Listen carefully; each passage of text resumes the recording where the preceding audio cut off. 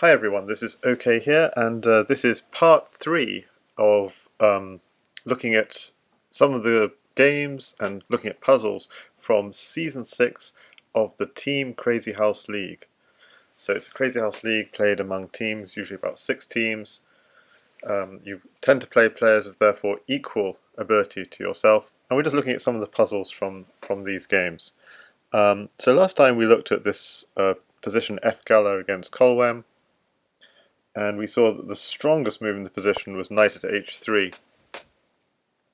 And I said it was because knight f3 was strong because it was covering d2, but I think the reason it's strong is really because it's more central in a way. And in fact it turned out to be a mate in 4. If the king goes this way, it's no better. Same construction. But it was also possible to mate with knight at e2, for example, and the point is this bishop stops the king from running over to the queen side, and probably the easiest way to see it is mate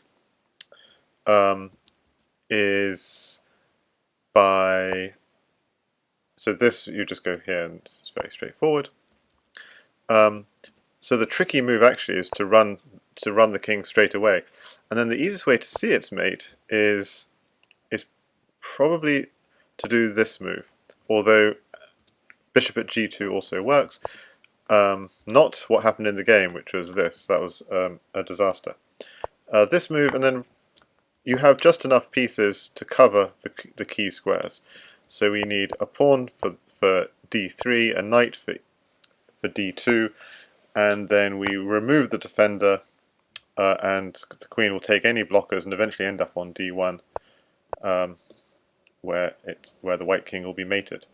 So I just wanted to emphasize maybe another philosophical reason why going with h3 first is then we get our knight on a more central square, so it's controlling more of the board. But what we ended on last time was actually this, and we actually saw what the first move was. I'm just going to pause just a few seconds to let people catch up. Of course, there's this nasty pin on the of the g pawn, so the first move is knight at h3. And you can see why it's so powerful, because now we've got two knights hitting on f2. So with which knight should we take f2? No surprise there, we take with the one which isn't controlling g1, and so we win the queen. And this is maybe is a point worth pausing, and I should have covered this up. It's just worth pausing a moment. Yeah, how to finish this off, because first thought might be to go queen at h1, king takes knight, and then what? We'd like to maybe bring our queen in here. Ooh, the bishop's actually defending this, the knight's defending this square, so what's the actual finish? Queen here. You could just go rook takes anyway, because we're crashing through, we have enough. So in fact that would in fact work. Queen h1, king takes knight, rook takes pawn. If you take back, we're taking back with the queen, controlling all these squares. King would have to go forward or backwards. And how are we going to make that king? So what we notice is this queen is controlling this file, so we need to control, how do we control these two squares? Well, notice also the queen will control the diagonal, so we just need any old check and we're fine. So if the king is here, we've got this knight check. If the king is here, a knight check would finish the job. So he can't take that rook.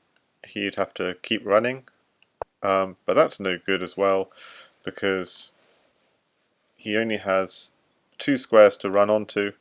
So can we give a check and control the last two squares somehow? How best to do it? We have pawn, bishop in hand, a rook. We have a rook discover check, but then he could block on g2, so that doesn't quite seem to work. We could go bishop here, and that if he went here, so bishop here makes a lot of sense. So you'd be forced to go here, and then that blocks the bishop, and then it's mate. Okay, good. So bishop here. If he goes here, rook e2 is a double check, so he can't block because the queen is also checking. So he has to go here, but if he goes there, then I was going to say queen here, but then he's got actually this, so it's rook e2 anyway. Yeah, the rook is in fact protected. So rook e2 mate either way. Okay, so that does work, but there's a neater way of mating in this position, which is to exploit the pin. Just go knight h3. If he goes to f1, queen f2 is checkmate, so he goes the other way, and we get the smothered mate. Okay, so that was a nice mate find from Rapid Variance against the finisher. So puzzles. Oh gosh, I've just blown everything. I was actually just going to take away the black box and just have a quick look at a game between Rapid Variance and the finisher. Okay, there we go. Hopefully everything looks reasonable. Hopefully you guys can hear me as well. That's the other thing. Hopefully the audio is good. Yes, it should be good. Okay, so let's have a look at this game. I thought this was a really. I'm showing this game because I thought it was a really nice game from Rapid Variance as black. He's black against e4, playing e4, e5, and I thought he just played a really good game as black against. E4, e5 is supposed to be hard, especially against theoretical players. So quite normal here is this move sometimes. No, am I mixing up my lines? Okay, let's just have a look.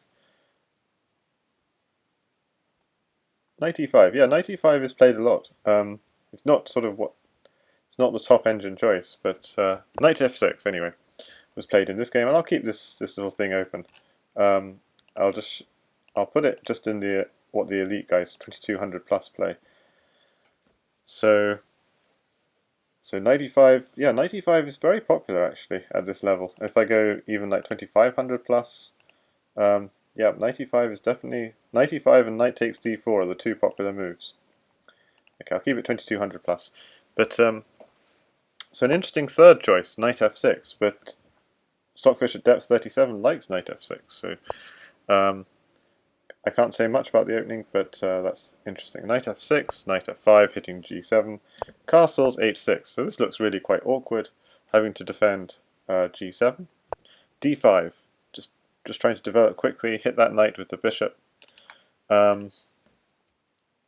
H takes g7, bishop takes f5, e takes f5, king takes g7. And I think we've seen this played quite a lot. At what point do we? So yeah, knight f6 is the point when this becomes takes. This is all quite normal. E takes f5, king takes g7. And if we just look at the people who've played this recently, JK the Bullfrog has played this as black, Rapid Variance has played this as black. So both guys know what they're doing. So this is a good solid opening for black if you guys want to study it more deeply.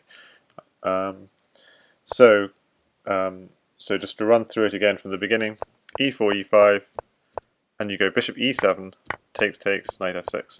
But you're going to have to do some defending. So king takes, castles, because you've got your king on g7. Castles maybe not the correct move in this position. So we see other top games.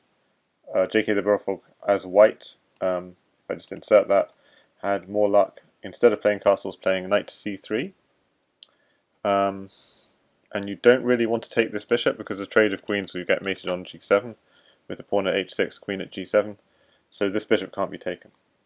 So you can see JK the Bullfrog's beaten Jasugi as white in this, and we've beaten as black rather, and beaten Rapid Variance as white. So kudos to him.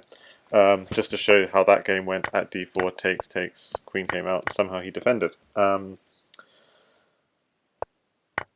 for a bit. Okay, so this was actually, yes, so he did well in this particular game, but I'm not going to analyze this game. So in this game, the finisher played castles, but I'm just added it to the study for those who are interested in deep theoretical thoughts. And now Rapid Variance played knight at d4. What's the plan? Potentially eyeing f3, probably just eyeing picking up this pawn, then putting a pawn on g6 to cement that knight, something like this. At g5. So it looks like a reasonable move. Just wanting to pick up a knight, because the knight is going to be very dangerous against the black king. Stockfish likes the immediate bishop to h6, but let's not dwell on theoretical matters, because that seems quite theoretical. D takes c4. Now that is very interesting. Okay, so that was the reason for the knight at d4. It was nothing to do with eyeing f3 and so on. It was actually a threat to take the bishop because you're closing off the d file. So knight at d4 was actually all about closing off the d file. Very interesting. And then he just develops. Okay, I was thinking he might take the knight, but okay, he just develops.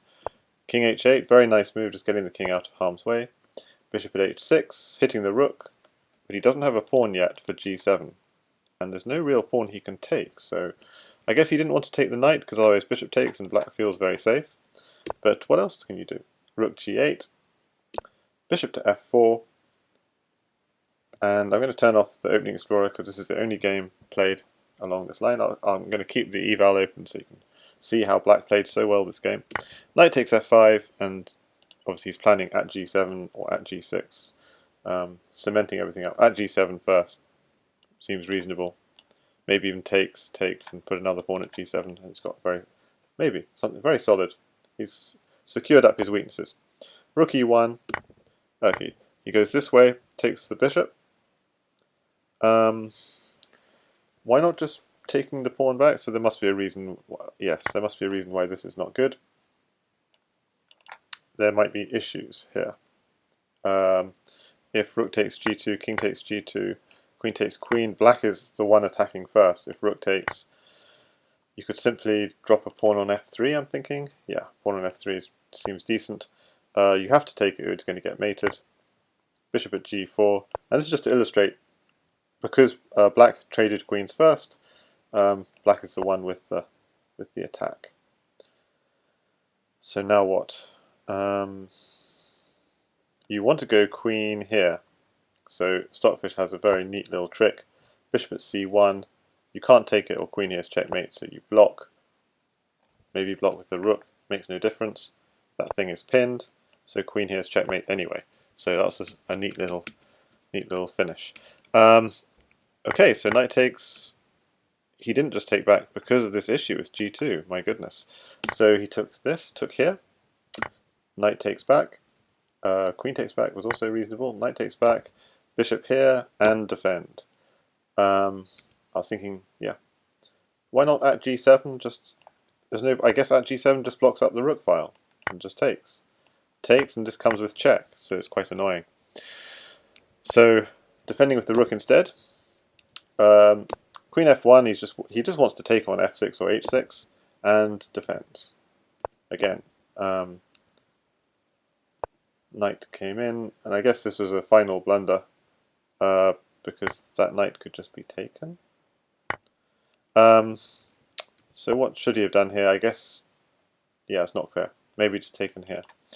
So what was he thinking with knight there? I'm just trying to work it out. Takes. Okay, so he thought he had enough pressure on g7 here. The problem is black has counterattack ideas. So knight at h3, and this is what happened in the game. But he did this first, takes here, and then the whole knight h3 mate happened. So it could have actually been played a move earlier, but it happened anyway. And king h1, queen g1, rook takes, and knight here checkmate. So a really nice game from Rapid Variance, although slight shame he didn't find the mate when he had the first opportunity. If you see, he had only 27 seconds on the clock, but that's enough time. So surprised he didn't see it first time. Okay, but really nice game from him. Now this is a difficult puzzle, and I should have covered it up. Hopefully Stockfish was too slow and didn't see it. One can hope. But it does say that, in fact, Stockfish is just really not sure what's happening here. At all. So that's good. It thought black was winning when I was a second ago. Or did it think white was winning? I'm not sure. There is an interesting idea in this position, but maybe this needs more analysis. I think I can't actually have this as a puzzle. It's far too difficult, so I'm just going to... So Stockfish wants to go queen takes g5. The move I was thinking in this position was interesting, was pawn at e2. So let's see if this is good for black. So the main point is you can't take it with the rook for for the reason that there is a good reason you can't take it with the rook. I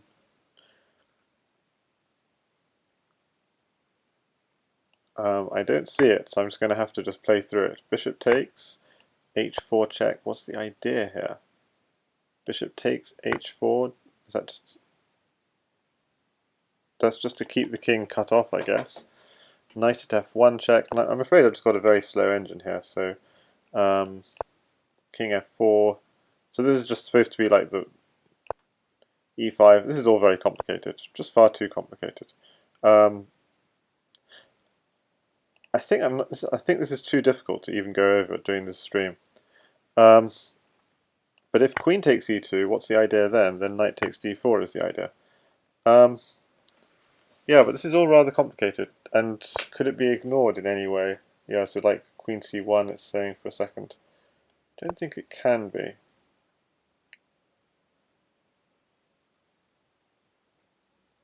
But this is very difficult, and I can't remember exactly what I was thinking. So anyway, it's a very tricky position, this, and at e2 is a really interesting idea. To just eventually you're deflecting the rook off the back rank, so there are issues here. You're taking away the defense of f3, and if the queen takes, you're taking off this central pawn. So, and then you're renewing ideas on f3 and so on. Of course, those ideas don't work because there's a knight there. So there's also queen takes g5 in the air. Also worth saying, if knight takes queen, then that's not a good idea at all. That trade of queens, this knight will just blocking. Don't see exactly, but yeah, it's not clear exactly what the line should be. Okay, so that wasn't a really good a good puzzle to show you. It's far too difficult, and I'm not quite sure the answer myself. So that will need more analysis. So it's chapter 27 in the study for those interested in checking it out for themselves. Now this one. So this was Emily playing white against Duchy 2000. And I'm afraid I've got a very slow engine because it thinks that white is only slightly winning, and it's only now seen that white in fact has checkmate in this position. And you can't check here, so you do the most forcing thing you can do, which is this, and then this, and then if you take on g8, bishop takes, and where's your attack? So you actually take here, and it's risky because you've just given away a lot of material, so you better have something. But you had to kind of go all out. This is quite difficult to defend. At h5, so this way g5 is still protected, and also this way, if he goes back, you've just got queen at g6, queen takes g7. And if he goes back this way, just queen here is mate. So, and finally also if he goes this way, then that's also no good at all, because this, if he goes there, it's a dovetail mate. And if he goes king takes pawn, it's a hook mate. So he has to take the knight. It's the best you can do. And you only have a pawn and a queen left, and it looks like the king is running back. Sure, the bishop is covering off this, but it looks like the king can run back. There are a lot of squares he'll have to cover. So what you do is you actually use the queen to block off, and then pawn, check, and it's got to be taken, and you've picked up a bishop for your efforts, and that bishop is perfect because two bishops control a whole square of squares. So wonderful. So yeah, that was. In future, when I'm showing the solution, I'll let you see the analysis as we go along. But okay, that's a nice mate. Next one. Darkness against Lanark. And this is another really difficult one that I don't fully understand. But Darkness played what I would consider the play of the season. And I'm just going to show it. White to move. He took the queen. So he's got a queen in hand for the attack, and he considered he's got a better position. So he took the queen, bishop takes. And then the wonderful find from Darkness against Lanark was knight d5. And we see the engine swinging back and forth, not really clear about this move at all.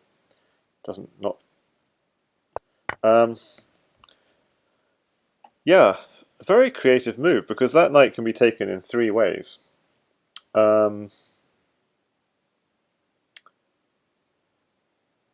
So the point is, okay, taking this way obviously seems like the least good idea. So remember, we have a queen in hand, we have dangerous bishops maybe coming in, we have a free knight. So I think he just did it. So if you take with the pawn, ultimately we're winning at least a knight. But actually, if you take with this pawn, we could go rook takes pawn, king takes rook, at d6. And the point is, if you don't take that, you're getting mated by a queen on c7. But if you do take it, then you're losing your knight with check, and you're also getting mated. You're going to have to block that, or the queen. Yeah. So just as an example, rook at c5. I mean, it's not something straightforward.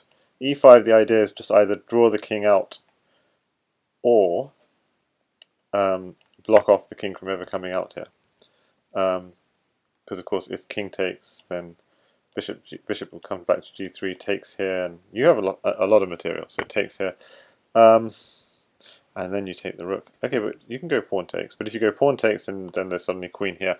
So yeah, e5, very nice move. But okay, we're talking about the worst move, the pawn takes knight.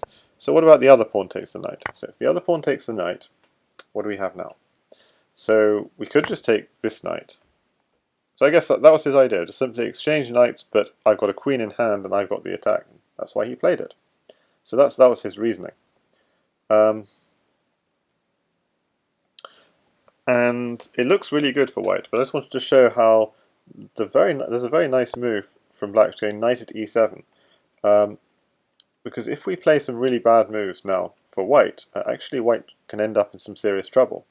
So if bishop takes knight, suddenly, see, we really want a queen on that square, and we suddenly have to take our bishop back, and we've actually slowed down our attack. We have no real entries into the position. All the knight checks are covered, and so on. So bishop takes e7 would actually be a huge mistake, because suddenly white would have a counterattack with his 2 knights and queen. f3, brilliant move. So why is it a brilliant move? So if, again, you have to defend. If you just play again, let some bad moves. Bishop takes pawn, which looks very natural. Knight at d2, king here. Knight at h3. Well, we have to take it, or we're mated. But now we lose the bishop with check. King f1 at g2, just because to get the check. Lose another piece with check. King f1, queen lands, and you're getting mated. So, crazy fast counterattack if you did a bad move like bishop takes knight. Having said that, this is still winning for white with the very strong move bishop g3.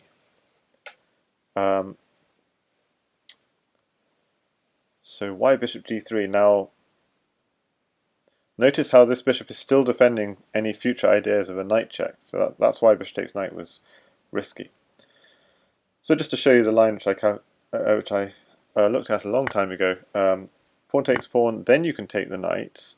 Now, why is that so? Because now, if say f3 or this sort of thing,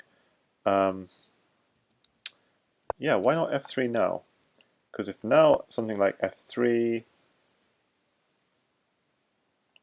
queen at d5, I see. Right, okay. And white has mate. So black would be winning, in fact, unless white finds the brilliant queen at d5. So, wow, that's just incredible. Rook takes, king to e6, knight f4, king to e5 or f5, and the point is that if king goes here, what are we going to do? Okay, let's see if we can calculate it. So if the king goes, we could have a knight covering here, and for here we could have, what do we do here? What do we do? We could do a discover check. If he goes to e5, we could do a double check, in fact. Or we could drive the king to here, but then not quite sure what's next. Oh yeah, but then we have knight takes bishop, maybe. Yeah, that's quite strong. King here, knight takes bishop, because we're picking up more material as we go along. If king goes back to e5, then we have a lot of material here, like knight to d3, king takes, and bishop here, for example, would be checkmate. Okay, so probably going to f5 immediately feels safer, but then we have knight at d6, so just driving the king further and further back. If he now goes to e5, we do this knight d3 check, king e6, and at f5 checkmate, so he has to keep going to here, say, and now just think, where can that king go, and how can we check him on that square? Easy, with knight takes f7. So knight takes f7 will be mate if he ever goes to h6. So our job is easy, you just put in the check, and he can't go here because of this. And if he goes forwards, then we just drop another pawn and it's checkmate. So a crazy move, queen at d5 is... so that's why this bishop g3 is it's all kinds of crazy ideas. So if he plays more defensively, then okay, this is just a line I saw earlier. No, it wasn't. It's a line I just... It's a different line. Okay, so this is a line I'd calculated earlier with the help of the engine. Yep. And I had some other line, knight at d2. Where did this come from? Takes, bishop takes knight. Oh, so I did consider some knight at d2 in this position. Knight at d2, king g1, bishop takes pawn, takes. This looks quite scary. This looks incredibly scary for white, but it is okay apparently. But best avoid it if you can avoid it. Anyway, going back to the original position, really knight d5. You're hitting the knight, so that must be played with the idea that knight takes knight is no good, because if either pawn takes, you've got bishop takes, we've clearly got some kind of attack. Knight takes knight. Okay, so obviously we take this back, takes back, and this is how the game continued. Rook takes c6 was played, so playing very aggressively because he just has the pieces in hand. So this was just a really nice play from Darkness. King takes was a mistake, so white already has force mate here apparently. Knight at b4, queen here, pawn here, knight takes pawn, pawn here, queen takes rook, and amazing. So just an amazing find in this original position to exchange queens and knight d5. Just recognizing that black's king was weak in the center of the board. There are all these open lines, this idea, this idea. So white has lots of strong ideas, but you have to be careful if black defends smartly. But yeah, that I would say is maybe the play of the season. So congratulations to Darkness for that. Now this is going to be a very quick stream, so I'm going to be only a few more things I want to show you. Well, this was a tough game for Marlonk as black. Elder Bava played a very strong d4, d5. So and he's become a very strong player, in fact, lately. He was 1989, he's now, I think he's surpassed 2100 even since this. So we can see why in this game. Knight takes knight, the queen is under attack. Just to say a few things, because I'm going too quickly. e6. This is a very easy mistake to make.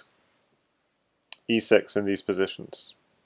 Seems fine if bishop takes knight, queen takes, and there's no issue. I think it's actually really important in these positions in d4, d5 to play h6 and kick that bishop back. And if he takes, fine. This sort of thing. Bishop at h4. This is a very important move. There are other decent moves, but bishop h4 and black is actually doing nicely here. Let's look at the database. No games found. Interesting. White is always backed off in the face of this. But bishop h4, nice move. So then the knight is under attack. Maybe the knight sacks itself, but the bishop has ideas of sacking itself on f2. So knight takes f7, you just go bishop takes f2 even directly. King takes f2, maybe even, yeah, it just says, I'll just take back. I've got knights coming in. So white king is in much more danger. Having said that, white has a knight as well after bishop takes c6. But black gets to attack first, and black is better. So h6, really important move from black, I should have said that. I think this will be the close of the stream, this game. Knight e5, this is a very strong move, obviously exploiting this pin. Queen d6, he simply castles. So why does he castle? Why doesn't he, for example, yeah, it's just because castle's the best move, basically. Sorry, it's later. He backs off to f4. Yeah, this is quite important. Castles, knight takes c6. It's this position I think is quite important. It's actually important here just to give up this queen. Bishop takes d6, bishop takes d6. Okay, by giving up the queen, you create an imbalance. Okay, so white even gets an extra pawn, but bishop takes c2 is an interesting move. Queen takes c2, bishop d4. So white is, as I said, is better, but this position is challenging. White's best moves involve giving back the queen. So, in fact, it's not a good idea for white to hold on to that queen because of g2 issues. So if you just go back to d1 thinking I'm going to cover f3, black can just sack on g2 and get quite a pleasant position. Knight h4 check. King g1.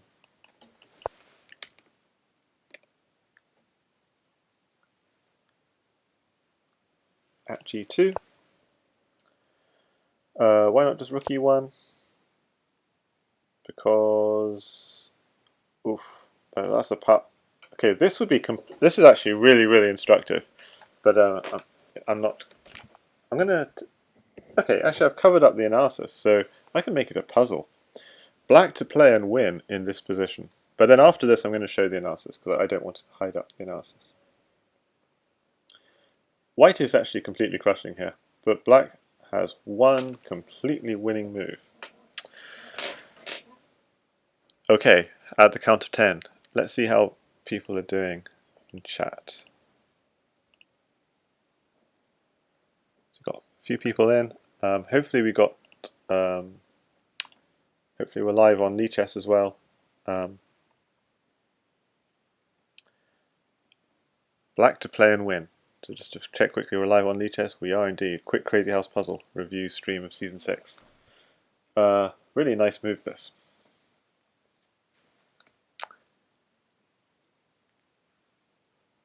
Well, I'm going to just give it another 10 seconds and then I'm going to show you the move.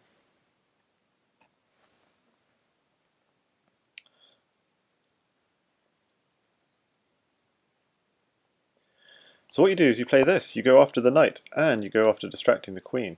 So if the queen takes it,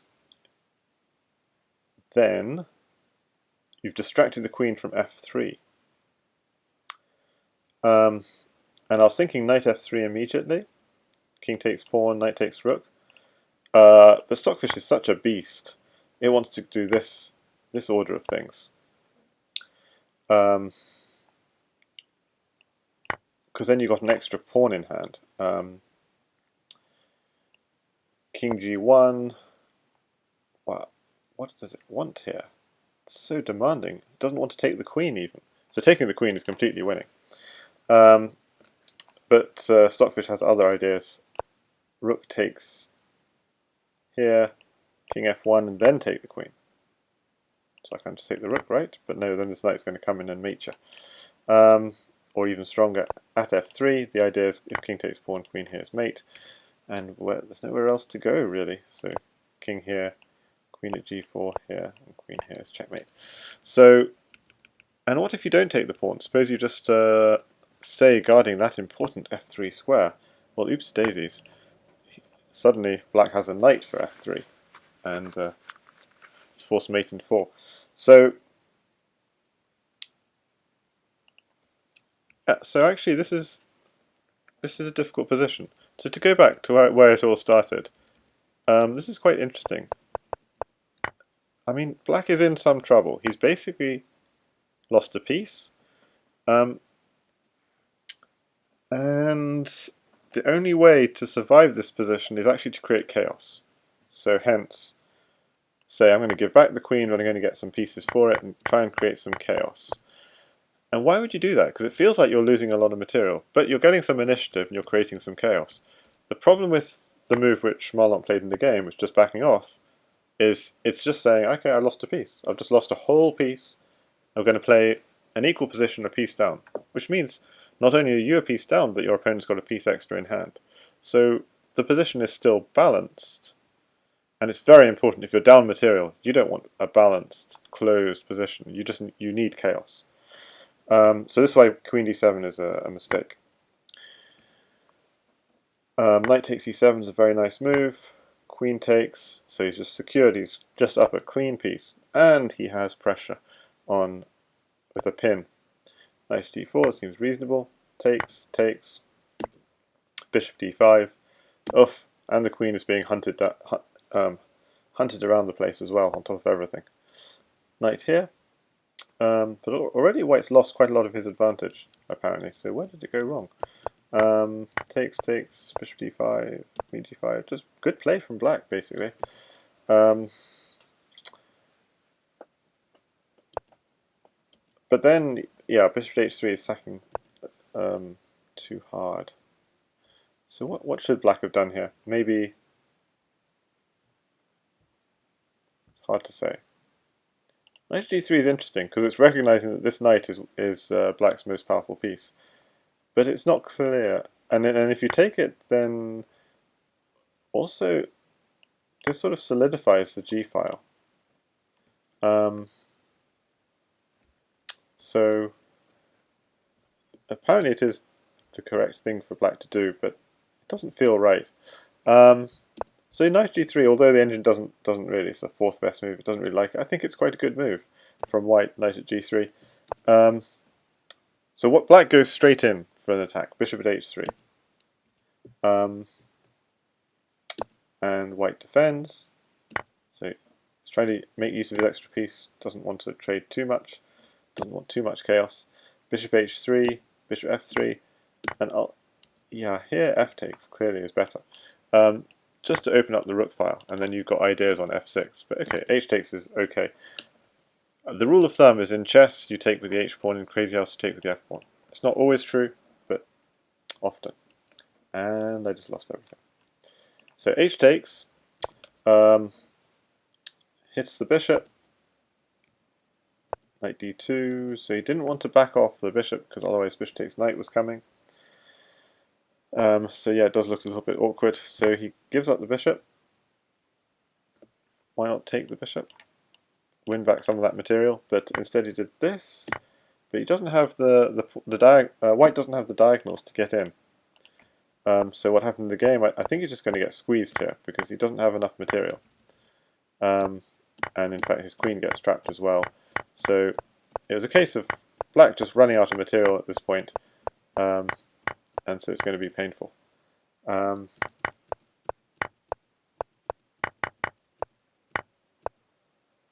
a nice mate he found to finish it. Queen takes knight, the rook is pinned, and rook takes rook, queen takes rook, but white resigned.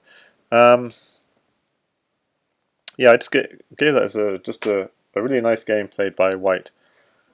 Maybe we'd just look at one more game. This was Chabo Chab against Issa Chess, really impressive game.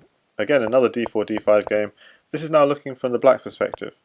Really nice game played by black here. And he's up against this very safe setup. And I've actually completely forgotten everything, so it's going to be a nice rediscovery. How does he break down this really safe kingside? Okay, so he begins with knight h5, that's a good one. So you're going to plan for f6, maybe take here and just disrupt the pawns, open up the g file, e3. So he does indeed take, and already maybe the light squares is going to be the entry I'm predicting, but I've forgotten this game. Bishop at e4, he defends the bishop. Ooh, that's a nice bishop to take, because it's a good defender of the king. If knight takes, then you've got a knight on g2 instead of a bishop. It's a success, as it were. We have now less control over f3, and so in fact, notice if bishop takes g2, the engine is even recommending, and I should take this darn thing away, I want you to see the analysis. The engine is even recommending king takes g2, because of this and this, and it looks nasty. Okay, he took the knight here, f takes, bishop takes g2, king takes g2, and d4. Very nice play from black. Okay, but he's not quite winning material just yet, but it's going to be the key is going to be to attack on these light squares. So maybe do this, and white's king is less safe, and you're happy to trade queens. And you've picked up a piece for a pawn, and then you're aiming to put a bishop maybe on e4, which can't get taken because otherwise you'll end up with a pawn on e4, and you're just working your way into that white king side. So taking the knight was good. Hi there, Jarl. Thanks for the raid. Appreciate it. Although I'm closing in about 5 minutes, but I really welcome all Jarl's viewers.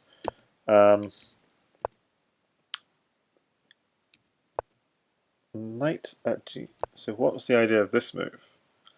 I have to admit. So it looks like he wants to. He's going for a trick. Basically, this is a tricky move. He wants to trade queens and then go knight at h4. But white is able to evade. So Chab evaded the threats. He goes knight at h4 anyway. Ooh, okay. Takes. Yeah, it's still strong. Impressive. If king g3, you're going to take, and even just bring your queen into the attack, so it's kind of scary. So, okay, this is looking kind of depressing for white at this point. Could you have done anything better here? Yeah, maybe this is quite interesting. You could go pawn at g2 and then take it, just to destabilize that king. And because by not doing that, he's allowed white to rebuild the king side. But still, this is just pretty dire. Takes, huge material imbalance. Now he's going to try and trade queens and go queen at h2. It just gives up. I mean, in fact, the threat is just rook at h2 checkmate. So even if queen takes queen, just rook at h2. That's the problem. So yeah, white was in dire straits, just taking all the material and gave up the ghost. And I just upset everything again. Oh, bad. Because I was going to cover it up for just maybe some one last thing. Is there any puzzle in here? So this is another game. But okay, I'll leave this for next time. So next time we will look at Adande against J.W. Wells 42. They played a couple of games. I thought both of them were quite interesting, and so they're both in this highlight study from season 6 of the Crazyhouse League, which is a team league event.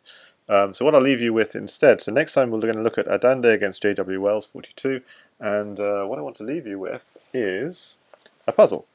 This was 0 against High on Potterneuse, so it's the bottom boards of each team against each other, and it's a missed mate. 0 did, I think, go on to win this game. I can't be sure. If I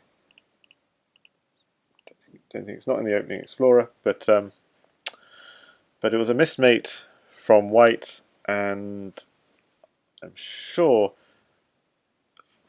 over half of my viewers will see the mate very quickly. But I'll just leave you a second to think.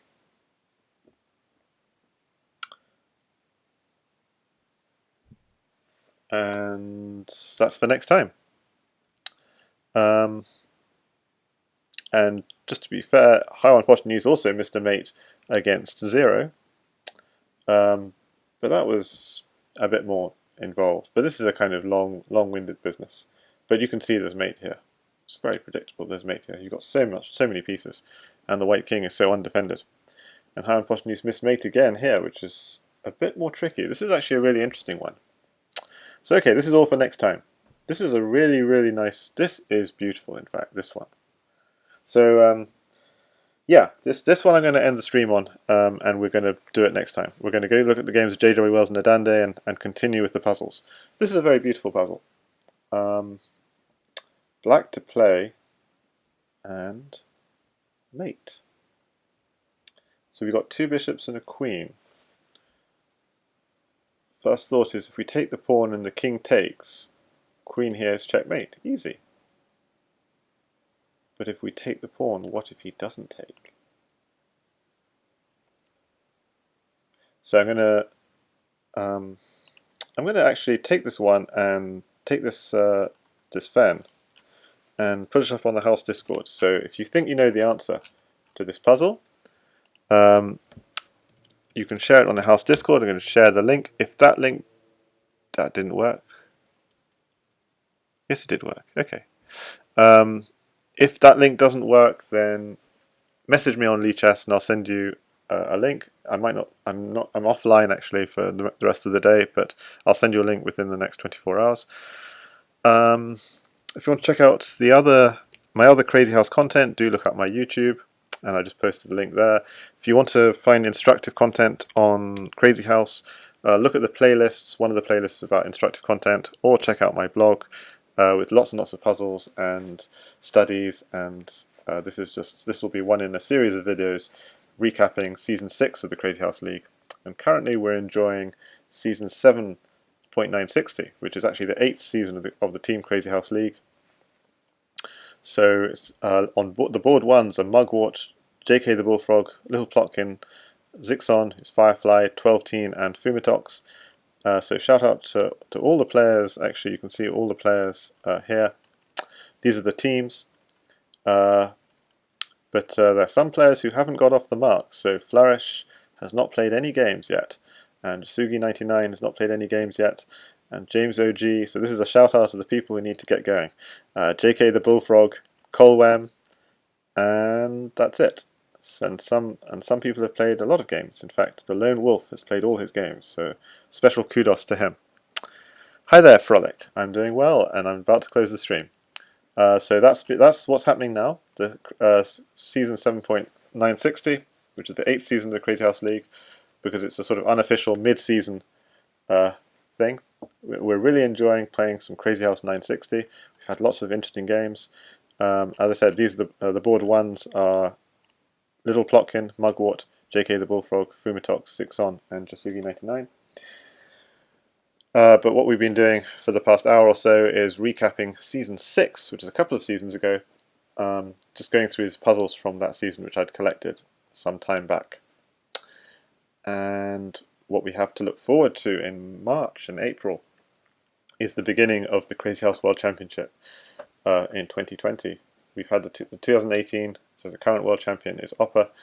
We had a Bullet 1+0 World Championship in 2019, and Oppa won again. And we have now the 3+2 back, the normal Crazyhouse World Championship. So the winner will play Oppa for the title. That will happen at the end of the year, and will be continuing throughout the year. So what I'm going to leave you with is this puzzle for black. Hopefully you can see it. Yep, black to play and win in this position. I'm going to post up. The fen on Discord, so you can also solve it in the Crazyhouse channel. So do join up on the Discord, guys. And yeah, see you all next time.